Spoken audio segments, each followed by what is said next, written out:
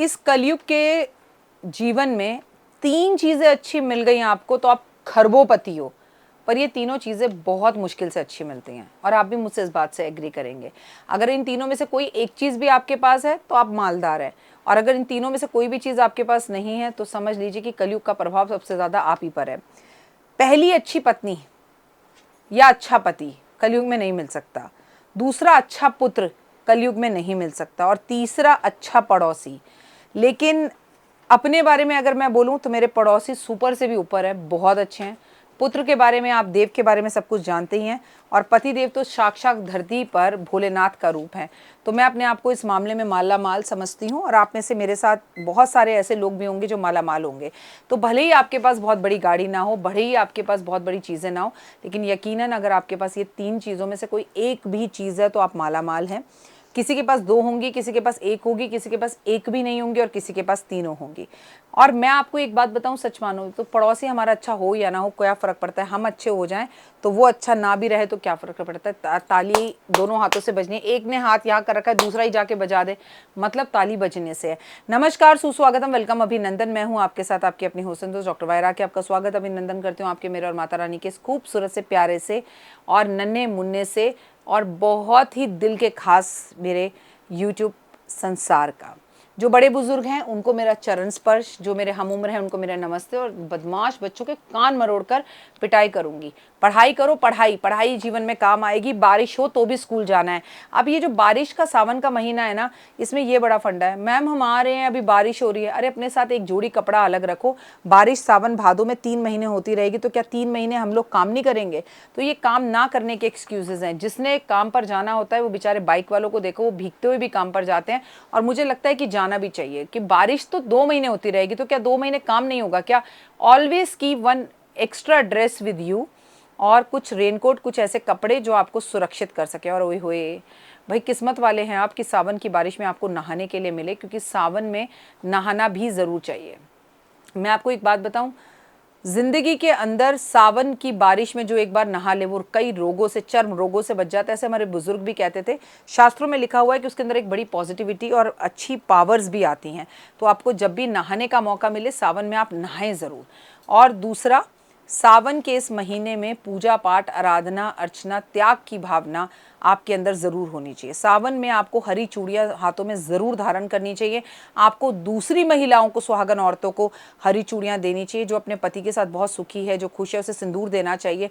उसको जितनी सुहागन औरतों को, माँ पार्वती को, माता सीता को, माता लक्ष्मी को, माँ दुर्गा को, भवानी को, अम्बे को, आप जितनी भी ज़्यादा हरी चूड़ियाँ, और अपनी बहन को, अपनी नंद को, अपनी सास को, अपनी भाभी को, जिनको, माँ को, जिनको भी आप हरी चूड़ियाँ और सिंदूर देंगे उतना करोड़ों साल तक आप सुहागन रहेंगी, ऐसा बड़े बुजुर्ग कह गए। और बाकी ऊपर वाले के हाथ में हमारे कर्म भी होते हैं, क्योंकि पिछले 100 वर्षों में हम क्या कर्म कर कर आए हैं ये पता नहीं चलता। कुछ दुनिया में ऐसे भी लोग हैं जिनके साथ ऐसे ऐसे हादसे हो रखे हैं कि उनके पतिदेव उन्हें जो है करवा चौथ वाले दिन ही छोड़कर चले गए। तो मृत्यु पर तो किसी का रोक नहीं है, लेकिन अच्छी भावना से जो चीज़ें हम कर सकते हैं वो हमें ज़रूर करनी चाहिए अपने भाग्य को उदय करने के लिए।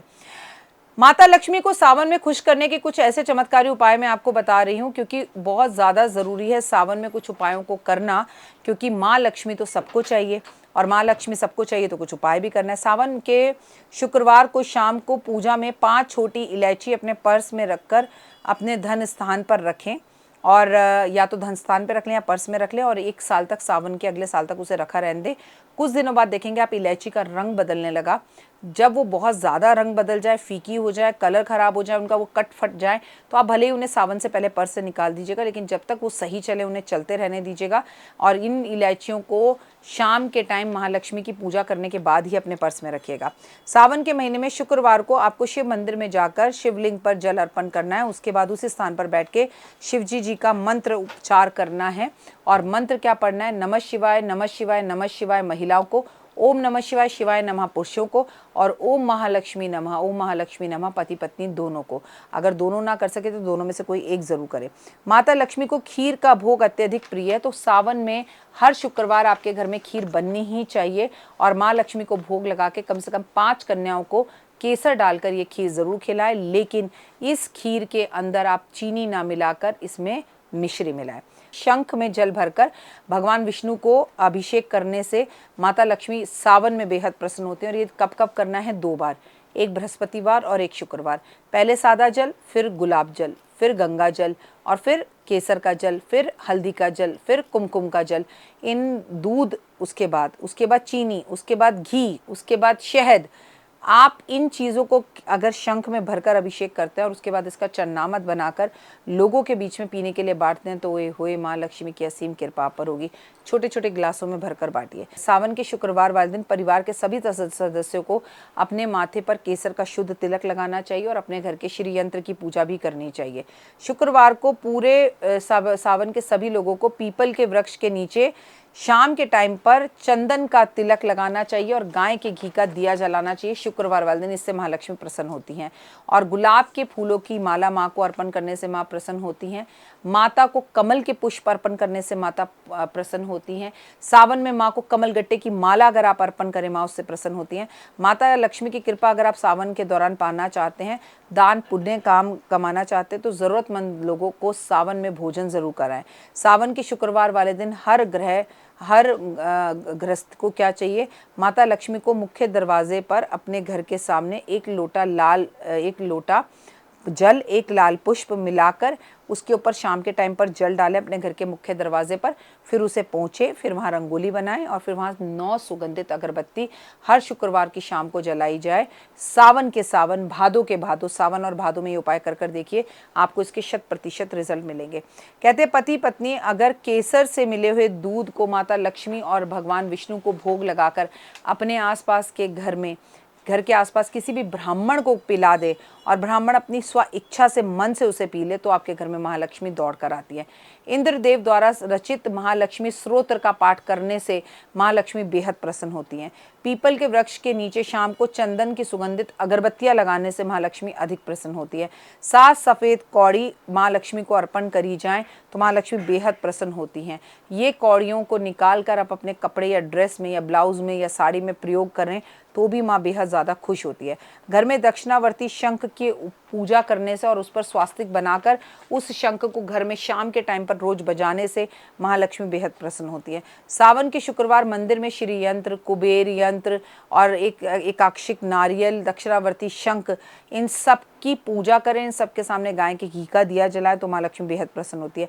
इस दिन माता लक्ष्मी को शुक्रवार, सावन के शुक्रवार वाले दिन सफ़ेद चीज़ों का, जैसे कलाकंद का, जैसे दूध का, सफ़ेद रसगुल्ले का, दही का भोग लगाने से माँ लक्ष्मी प्रसन्न होते हैं और पूरा परिवार इस भोग को मिलकर खाए।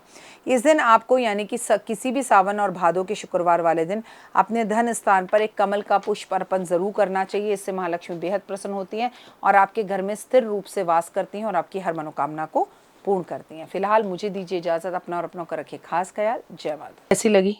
पसंद आई? चलिए, हो सकता है किसी को पसंद ना भी आई हो, लेकिन अगर हृदय से आप इन उपायों को करेंगे तो आपका फ़ायदा ज़रूर होगा। बहुत मेहनत करते हैं हम ये वीडियो बनाने के लिए, और मैं ही नहीं, सब। तो अगर अभी तक आपने मेरे चैनल को लाइक, सब्सक्राइब, शेयर नहीं किया, ज़रूर कर लें। अगर आपको किसी भी तरह की कोई जानकारी चाहिए या आप चाहते हैं आपकी बताई हुई वीडियोस मैं बनाऊं, तो आप यकीन मानिए हमारे नंबर आपको सारे वॉलपेपर पर दिखाई देंगे। इन सब नंबरों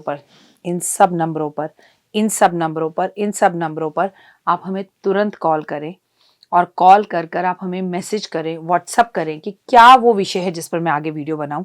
आप जो विषय मुझे देंगे उस पर मैं वीडियो बनाऊंगी। और हाँ, रुकिए, जाइए मत। आप में से बहुत से लोग मेरी इन वीडियो को रोज़ देख रहे हैं लेकिन चैनल सब्सक्राइब नहीं कर रहे, और उससे भी ज़्यादा प्रॉब्लम है कि आप मुझे अलग अलग चैनल्स पर देख रहे हैं। मेरा असली चैनल यही है, सिर्फ यही डॉक्टर वाई राखी एस्ट्रोलॉजर चैनल पर ही मुझे देखिए और कहीं नहीं। ये मेरी आपसे रिक्वेस्ट है। जय माता दी। जीवन में है समस्या, नहीं मिल रहा तकलीफों से छुटकारा, नहीं मिल रही मनचाही नौकरी, टूट गया है विश्वास, सांस से आपकी बिल्कुल नहीं बनती और खत्म हो गई है आस, भगवान से आपका विश्वास उठ चुका है। टैरो के 78 कार्ड खोलेंगे भविष्य का राज। सरकारी नौकरी से हैं आप कोसों दूर।